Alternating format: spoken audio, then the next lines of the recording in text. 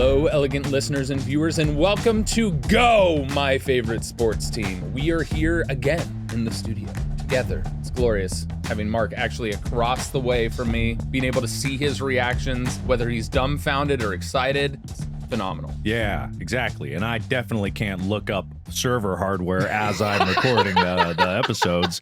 Not that I've ever done that before. No, nuh-uh. You would never be distracted by other passions But of look yours. at this great deal on a Dell PowerEdge 7525. Anyway, don't show that. Cut that out. Just blur my screen. Blur me. Make it look like there's like porn on there or something. Don't do that. All right, what you're going to do is you're going to blur my whole webcam, okay? And then pitch shift my audio down 3 octaves, and then this will be the rant of the episode. That's it. That's you on the. I'm an anonymous person. But Mark, there's some interesting sporting news going on. On right now. the Caitlyn Clark podcast, here we're going to talk about Caitlyn Clark. How'd you again. know the first thing I was going to bring up was Caitlyn Clark becoming the first WNBA rookie to record a triple-double? Well, I thought she did that already. No, she got close the last time. Now she has officially hit it. And the craziest part is when it happened, everyone in the audience knew. She was 1 rebound away, and when she got that rebound, everyone erupted and was cheering and clapping. Damn. Like, I've never seen that happen in sports, period, for just a statistical anomaly that is like the triple-double. Yeah. Like, everybody was following that, and everybody was, I think, trying to go to all those events to finally witness that. Mhm. And so it was the first time ever a rookie in the WNBA has recorded a triple-double. Well, damn, there you go. Is this situation so unique in a similar way to like Katie Ledecky, is that her name? The swimmer? Oh, the swimmer? Where it's like suddenly there's an athlete that comes out of nowhere and just starts blowing people away? Or is her skill level not super above everyone else? Is she just, performing really well in that moment? So the interesting thing with Katie Ledecky is the amount of outlier that Katie Ledecky is the same as like the way Michael Phelps was for men's swimming. She is just so far and above. Like, she's beating people by multiple seconds, which is unheard of in swimming, period. Like, that's an insane extreme. Caitlyn Clark is more of that extreme on the popularity side of things. Okay. She's not so dominant that she takes over the complete game yet. She'll get to that point. She was that way in college. She hasn't pulled away to that extreme in the WNBA.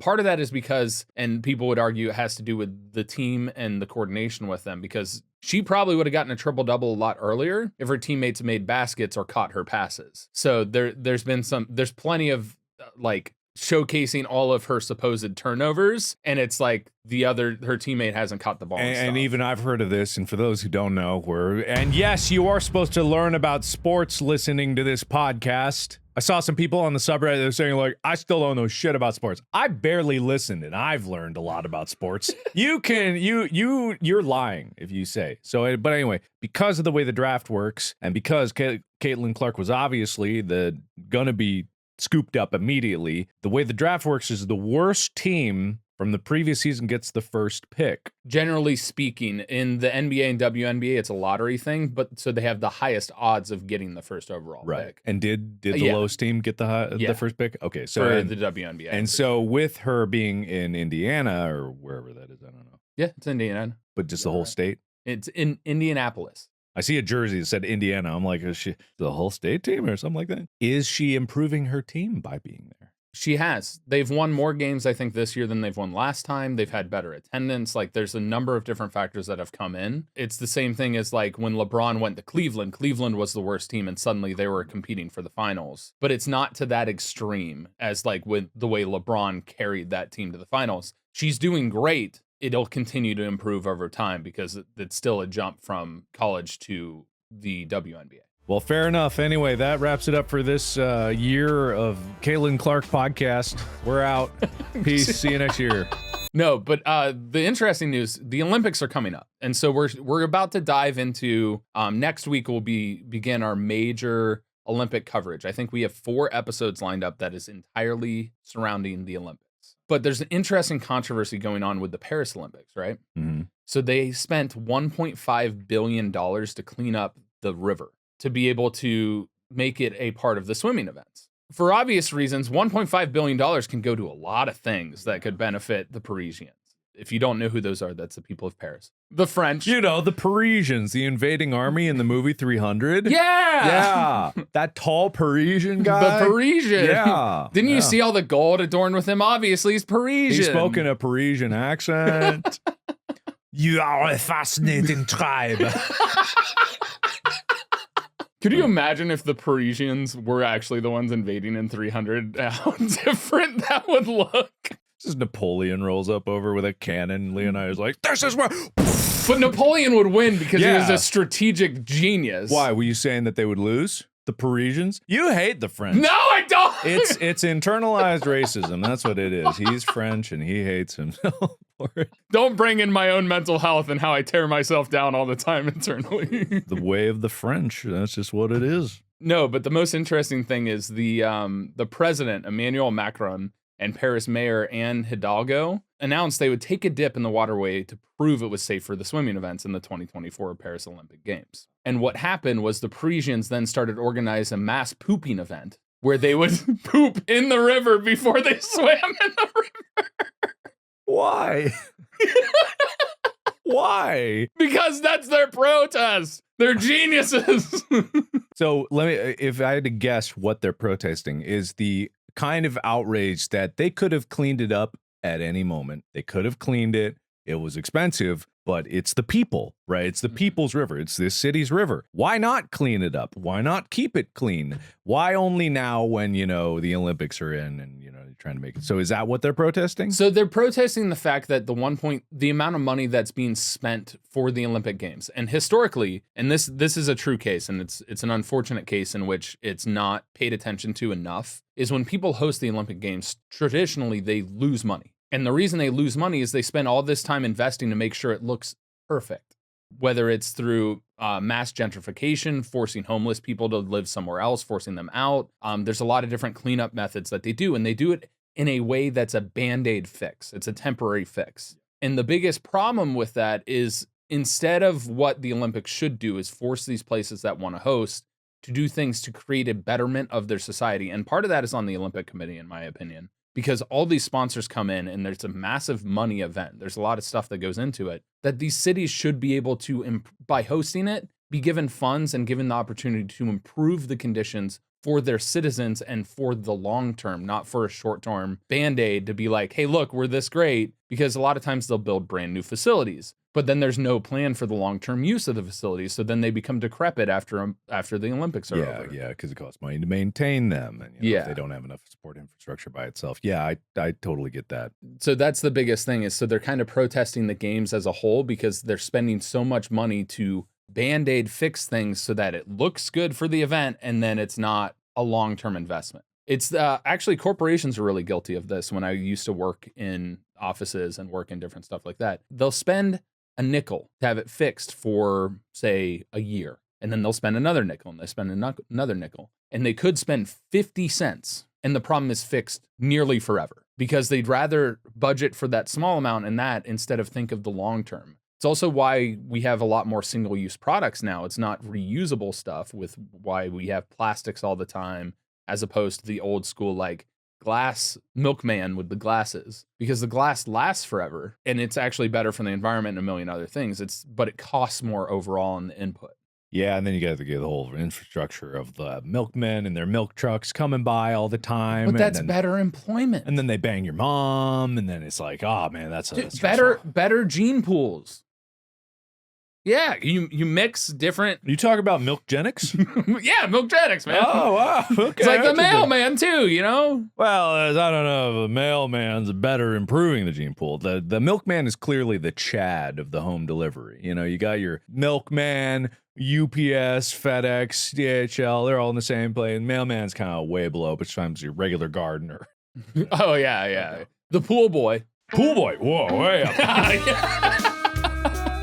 Oh, no. But it's the interesting thing is just because of Paris has known for their protesting since the French Revolution, actually, that they come up with really unique and creative ways to protest particular things that become iconic and go viral. That was the interesting thing. The other news is they're bringing back the sex-preventing beds to the Olympic thing, to the Olympic Village. Why? But they're not really sex-preventing. It's just lower carbon footprint. They're made out of cardboard. People would fuck on a rock in the middle of the desert. Right? Why would a bed that doesn't shake or bounce? It's not about help the anybody? bouncing, it's that it would break, but it doesn't break. It's just made out of cardboard. I feel like that would just be an ego booster. Like your sexual prowess is so incredible that you broke the bed beneath you. Like That's awesome.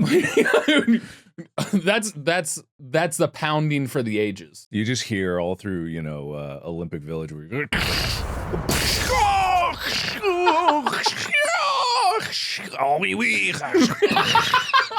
Oh, Chanté. yeah, exactly. But today we are going to be talking about beach volleyball, which is an Olympic sport. Did you know, Mark, that this sport was born in the same place you were born? Hawaii? Correct. Thank you. Wow. You know where you were born. I was stressing that one. Thanks, man. But it became a superstar also in California. That's where it really grew into the sport. Wow. It's like you, when you moved to California, you exploded in popularity. Oh, okay, good. Yeah, good. I'm sure they were very related events. Extremely. You and beach volleyball are very similar. I can tell anybody out there that if you're like, if I go to LA, I'm going to make it. You know that TikTok where it's like, wow, Los Angeles, we made it. The city of angels. Look, real live girls. Oh my God. Yeah, no, it's there was no it's fine. I don't mind LA. I've grown used to it, but I think looking back I was like, I did not need to come out here. No, especially considering what you did as opposed to like if you were doing a bunch of collaborations and stuff, it kind of made more sense. Which I was, but it was more just like I was like, yeah, I'll do it and work with other YouTubers. And then I was like, I just like work with my friends. And you left us all behind in Cincinnati. Yeah, I sure did. But then I dragged you all out here. Well, you dragged me out here. I'm still out here. And then you brought Ethan out here. Wade refused to leave Cincinnati. So. Which is understandable, honestly, the best move. And look how it's destroyed both of you. Drug-fueled rampages every weekend. He's a sex fiend, everybody. Yes, me and my Insatiable. You know how many beds he's broken? And these aren't cardboard ones like the Olympic Village. Steel frame. You know how hard it is to pound a steel frame into the dirt? So, we're going to paint the picture, but we're going to do it in a fun new way by actually having a video playing of Olympic beach volleyball, as I described. Man, this is the horniest episode of the podcast so far. Volleyball athletes need to be a high level of physical fitness, agility, endurance to play on the soft sand. And you look at them, they're thin, they're muscular, they're lean, they're ready to jump and pound the ball into the ground. There's approximately 12,144,000,000,000 grains of sand in each beach volleyball court, which is up to 600 tons of sand. Unlike other sports with hard surface courts, beach volleyball players can be a bit more reckless because the sand cushions their blows when they're diving and shunting around the court. And beach volleyball players perform. I was just watching the videos. Beach volleyball players perform spectacular dives and falls to stop the ball from hitting the sand, and you don't see the same sort of reckless dives in indoor volleyball. And this is Australia versus USA for the gold medal match from years ago. Is it just they don't need to wear bathing suits? So the Olympic uniforms and requirements were literally these. And I know that. Yeah. I know it's required, but if we're all being very honest with ourselves, it doesn't have to be bathing suits and bikinis. We all know what's going on here. It's right. It's marketing. Yeah, marketing. Yeah. It technically is. It's the whole epitome of like sex sells. It's like this is a sport that a lot of people want to watch for more reasons than just that they're doing the sport. I watch it because of the sport. Be completely clear. Okay, all right. You watch it because of the sport, everybody. He's better than all of us. Okay, all right. Oh, wow, look at him. Freaking monk Tyler over here. Just, there's no humans in there. It's pure just ball over net and sand. There's no flesh involved. No, but I love playing beach volleyball or sand volleyball. The reason it's called beach volleyball is there's always two people on each team. There's variants of sand volleyball that exist where you can play with more than 2 people. Yeah, you could have a full team of 6, is it? We haven't done the primer on volleyball. We haven't done this is our first volleyball primer. Yeah. So Mhm. sand volleyball is similar to normal court volleyball. I think it's 7 on each team because you have the libero and then you have your 3. The libero? Yeah.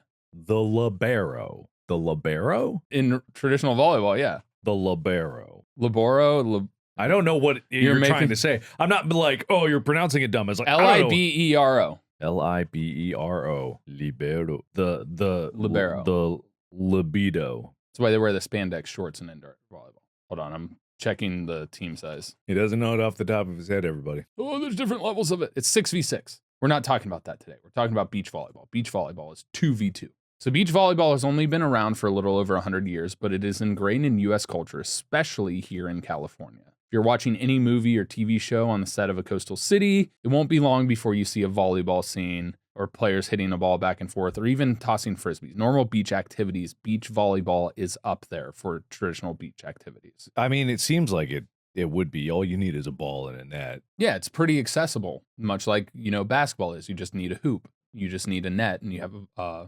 volleyball.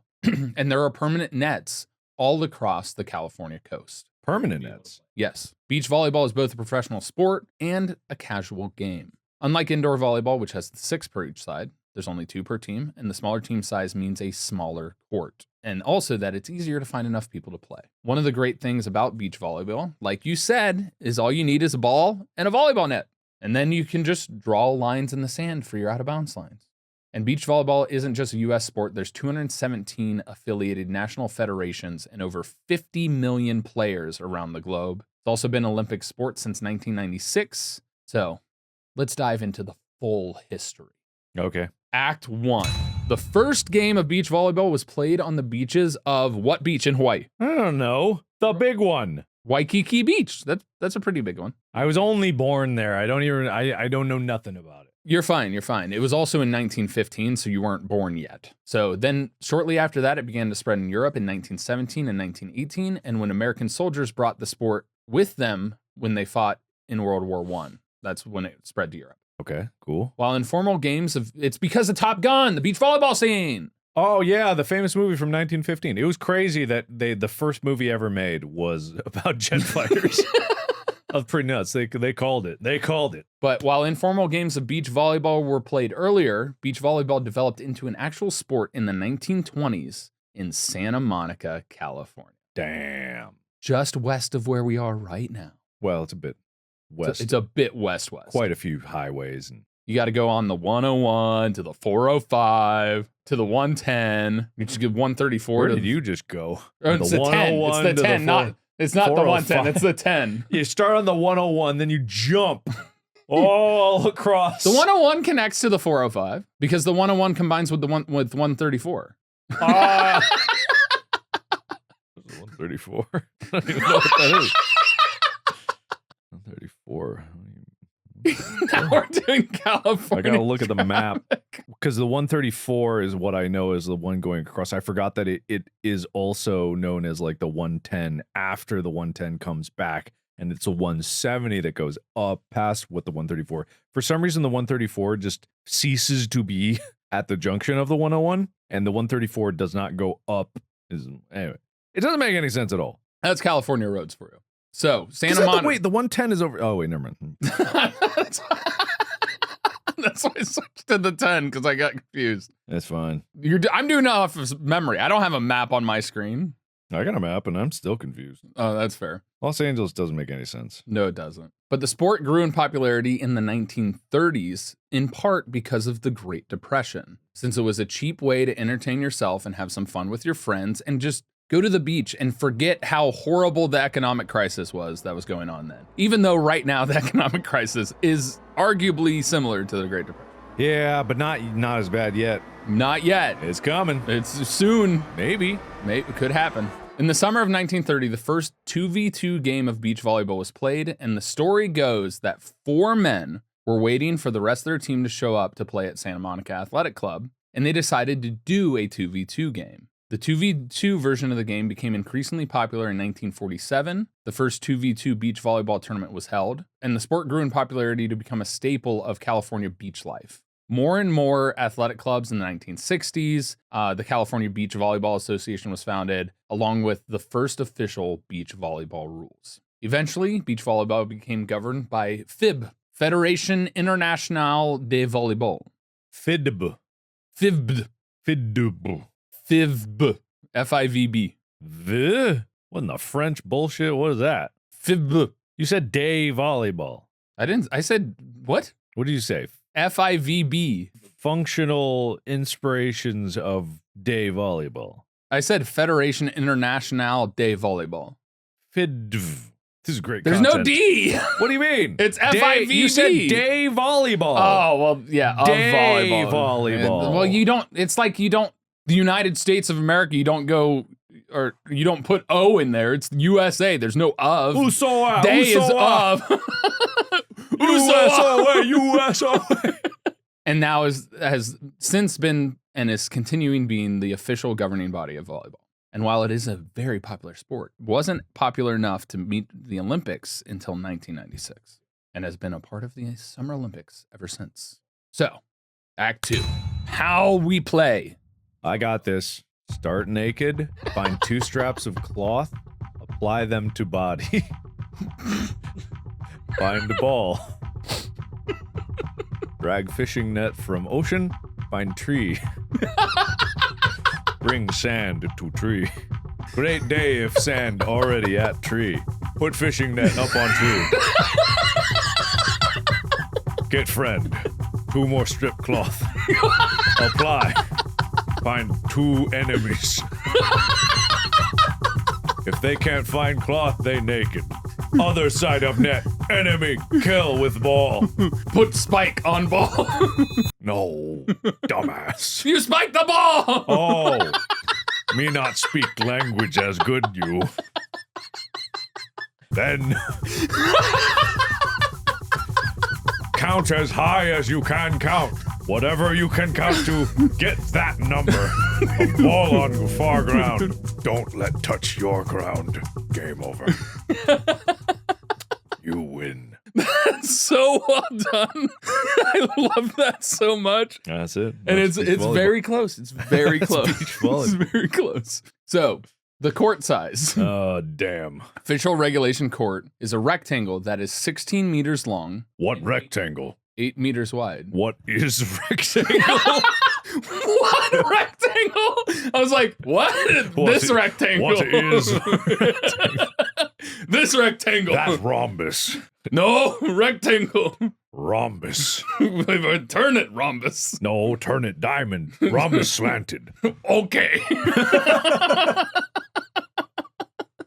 So the rectangle is 16 meters long Wow. and 8 meters wide. Wow. Each side of the court is then divided to 8 meter by 8 meter squares, which is 26.2 feet. And since volleyball is playing on sand, the boundary lines are actually removable and made out of 2-inch nylon straps. The boundary lines are usually staked in the ground at the corners and stretched to the opposite sides. The net is 2.43 meters tall for men's. That's from the sand to the top of the net. Cool. And 2.24 meters tall for women's. That's almost 8 feet for men's and 7.35 feet for women's. What do they do when they play like co-ed? I believe they use the men's height. Why is it called co-ed? Co-educational, right? Is that what it means? Maybe? Because that doesn't make too much sense. It just means both men and women. What does co-ed mean? A system in education in which boys and girls learn together in the same school at the same time. This is the picture of the actual dimension. Ooh. You can actually see in this, there's an actual larger free zone. This all the outside area here is the free zone, which marks for the serving zone, which I believe is 8 meters also by 8 meters, an extension out of the back. Okay. So that's the area in which you can do a run-up jump serve. And then this is all the area you have. If the ball, like, say you hit it on your side, you can run all the way as far as 6 meters outside the free zone to the sides to then be able to reach the ball and keep it in bounds and keep it in play. So, and then you can see the I'm the measurement of the fascinated balls, too. by the measurement of the ball. Like as looking at the, engineering specifications of this, I've never seen that But it's fascinating. Is that not weird? Yes, that is weird. 65 centimeters and then the halo circle and then the 2 lines there. Is that standard? Is that engineering like drafting? a normal diagram? I don't know. I've never seen that. Maybe it is. It's been a while since I made an engineering document. So I guess that's the circumference of the ball then. And then you can see the line is marked as inbounds. So if the ball hits the line, that's inbounds. And then you can see the measurements for the net height. Is this inscribed in the Voyager's golden tablet, like the instructions for volleyball? They really wanted aliens to know how to play this. The true instructions of volleyball. So like you said, all you need to play, clothing and a ball and a net. Barely clothing. So really all you need according to regulation is men can wear a tank top and shorts or women a two-piece bathing suit. Okay. Which really, in my opinion, they should be allowed to wear whatever they want. If they wanted to be naked, who the fuck cares? Let them be naked. Yeah. I bet they want that. They probably do. Do they? Speaking of which, we'll talk about it in the next episode because it's news surrounding the Olympics and the official uniforms and how there's protests about them. But a regulation beach volleyball must weigh between 260 and 280 grams, with the circumference being 66 to 68 centimeters. Although we saw the diagram, looks like it needs to be exactly 65 centimeters. And PSI is 2.48 to 3.2. There are 2 positions in beach volleyball, which really there aren't positions, but usually you have a blocker and a defender. Usually one person is taller than the other one, and that's the blocker. They usually tend to play the front row so that they can block the spikes and also get the best angles on spikes. And so the blocker guards the net and contests the opponent's spikes, and then also spikes when they have the opportunity. And the defender plays the backcourt and does a lot of the saves and digs of the spikes, so getting down and scooping them from hitting the ground. So, basic rules. Ball may touch any part body. Ball not caught or thrown. It can rebound any direction. Team, 3 contact max. Hit more than 3 times, you lose. Okay. No player touch ball twice in row. You must hit one, other teammate hit one. You cannot go hit, or hit at all. Blocking counts as one of 3 contacts for team. After block, any player may contact ball first. Players can't help teammates reach ball. No launch. Players can't interfere with opponents under net or over net. No substitution. You play whole game. Rally score means anytime ball cross net, hit ground, you get the point, whether serve or no. Yeah. I'm just trying to figure out where this caveman's from. It's quite a sophisticated caveman. Back and forth whole time till point score. Winning best of 3. First 2, play 221. If third set needed, play 215. You switch sides every 7 points in first 2 set, every 5 points. I'm wondering if this is easier to understand or worse. Way harder to keep this information in your head. So basically, you play to 21 in the first 2 sets of the match. You score whether you own the serve or not. So say the other team's serving and you score a point on their side, you get a point and you also get the serve. If they score while you're serving, you keep the serve until they score on you. Ideally, you keep the serve as long as possible because there's a general advantage to starting with the serve because you can ace. You reduce the amount of errors on your side as long as you can hit the ball over the net in the frame. And so you play to 21 and you have to win by 2. Every time the serve switches sides, it goes to the player that hasn't served most recently. That way you can't just have one person serving the whole time. And then because weather is an impact with wind, sun, so many other things because it's outdoors, you switch every 7 total points that have been scored. So that way it's relatively even considering. And then if they get into the third match, say you won the first set, they won the second set to 21, then you'd play the third match to 15 and you switch every 5. And there's different ways to hit the ball. There's the roll shot, which loops over the net. It's like kind of like a lob as opposed to a spike. There's the cut shot, which is a cross court. And then there's the pokey, which is just like poking it. And then there are faults if the ball lands outside of the court or you hit the ball in number of times or the ball you hit lands outside the boundary line. Was it us that talked about something that was like a 1-hit volleyball? Yes, you brought that up like a few episodes ago. Was that beach volleyball specifically, or was that just volleyball in general? Because I remember that being awesome to look at. 1-hit volleyball. I understand why it's like max 3 hit, but it creates a very predictable and honestly kind of boring routine with volleyball where it's like doink, doink, hop and dunk. Because it's traditionally Doink. the same things. It's a Doink. it's a You know. bounce, and then it's Yeah. a set, and then it's a spike. But It's if a it could bounce just and be a like, set what and if a it was spike. just 2? The thing is, in beach volleyball, they will occasionally break the 3 pattern because there's an opportunity to attack. Say somebody dove real quick and just barely saved it to come across, then they'll one hit it. Which is why I like beach volleyball more myself as an observer than court volleyball. Because court volleyball, they almost always do the 3. Yeah. But in beach volleyball, you will get 2 hits and you will get 1 hits Yeah, that seems pretty better. frequently. Because the opportunity exists because there's only 2 players, that when somebody gets out of position because they have to make an incredible save or something, it's harder for them to recover. So you have an open area that it's like, I want to attack that immediately so that then you're more likely to hit their inbounds area on the court. Right. Okay. That's fair. That's fair. Yeah, but one hit volleyball is fascinating. It's something you brought up. I don't know if we ever had a video or saw something of it, but it's really fascinating. I think it would be a cool sport to dive into. It could be fun. And really all that changes in that within the rules is you can only then hit it 1 time. But now it's time to play beach volleyball. All right, fine. So the match starts with a coin toss. I can't say words. That's okay. And then the team who wins the coin toss decides whether they want to serve first or receive first. Okay. Both players have to take turns alternatively serving, obviously. You take your positions on the sides of the court. The serving will head back to the back of the court behind the end line and have to serve without crossing the end line. You're allowed to jump and remain in the air across the end line, but you cannot touch the end line or touch across the end line until the ball is hit. You'll continue hitting it back and forth in sets of 3 or 2 or whatever makes sense, number of hits, until somebody scores, somebody hits the ball out of bounds. If you block the ball and the ball goes out of bounds, that makes it off of you, so the other team gets it. Okay. Fair enough. And so there's a constant back and forth. Players jump, lean, dive, make everything working in perfect harmony to try and score as many as they can. If it gets to the 3rd game, and it gets really intense because fatigue plays into it, the sun's bearing down on you, it's hot, you're sweaty, you're diving all over the place.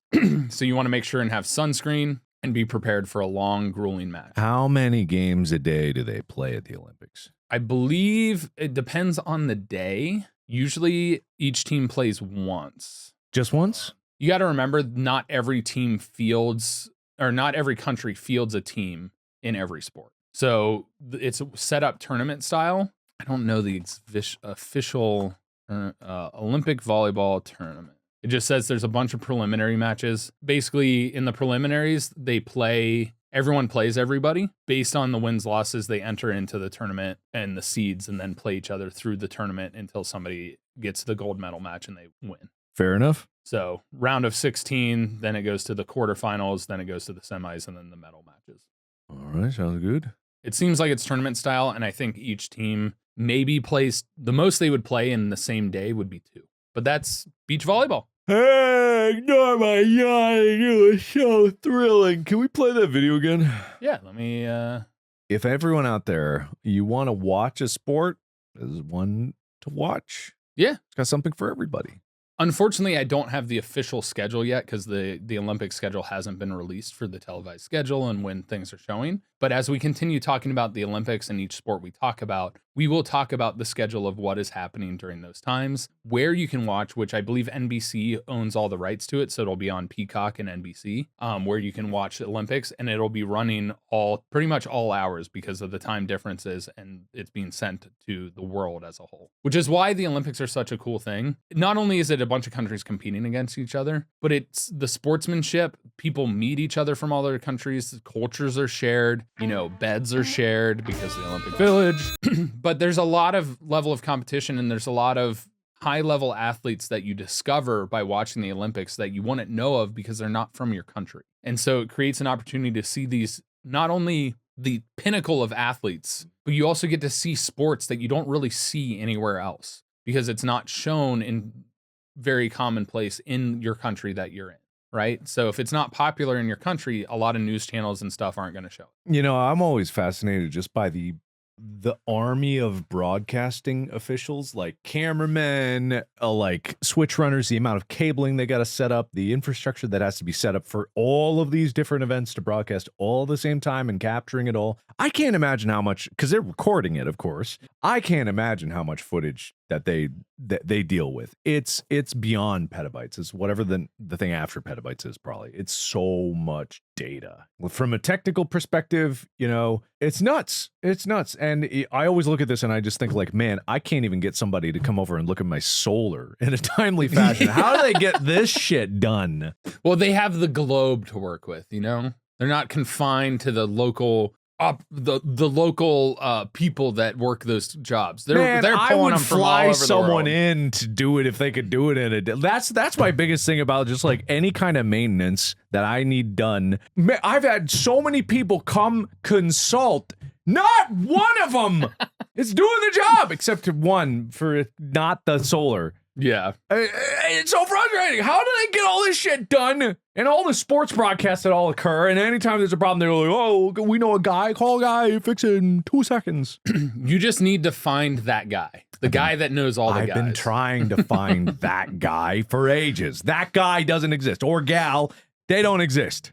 You got to go to the dark rooms. Speaking of which, we got to dive back into your Olympic bounty, because what are the rules on this, right? It's the foam finger that you said. Yeah. You have to get a picture of you. I thought it was a hat. It's going to be easier to locate the foam finger. Whatever you can get your finger on, that's what it's going to be. So the foam finger or the finger hat, both. How about both? You have to get it on a broadcast of the Olympics. Anytime it's a part of the Olympics broadcast, you could be in the crowd, you could be something like that. How do they prove it was them?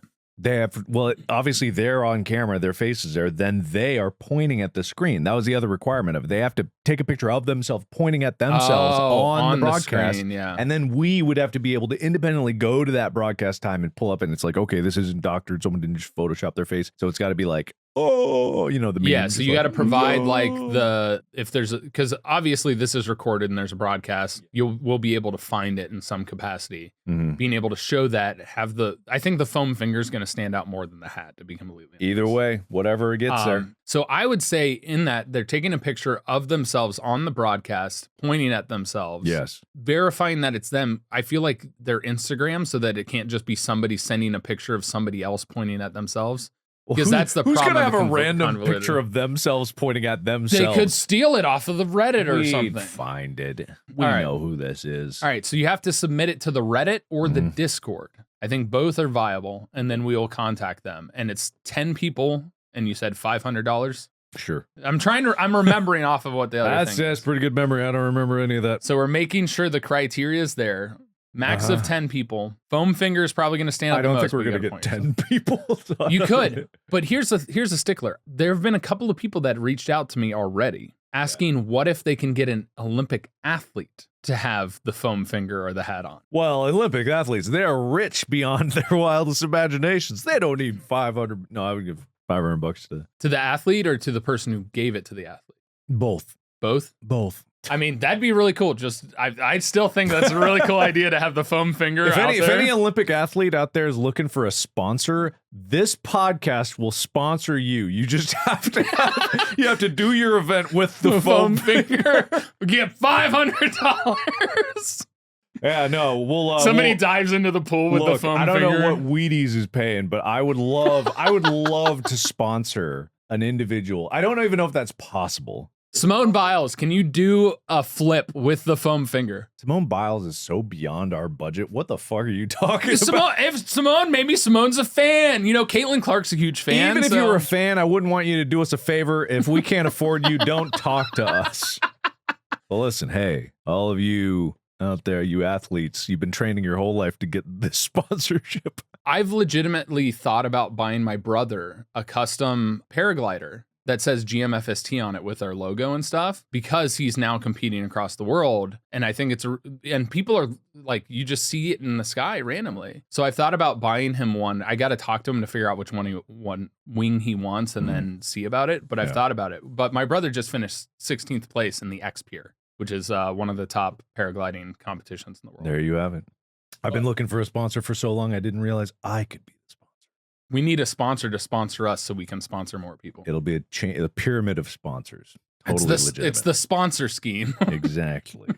But that's going to do it for our episode. If you want to go ahead and get yourself some merch, especially if you want to win that $500 bounty, go to store.gmfst.com. We got hats, we got foam fingers, we've got the GMFST athletic department shirt in red.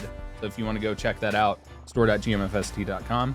If you want your JQs to appear on our podcast, which we didn't do any JQs this episode, but we will next episode, or reddit.com/r/GMFST. Post your JQs there if you have something to counteract me, like George Clooney wasn't born in Cincinnati. Oh, anything else you want to say? Not at all. Keep the sand out of your private parts, but enjoy the sport. And if it does get in there, make a pearl. All right, bye.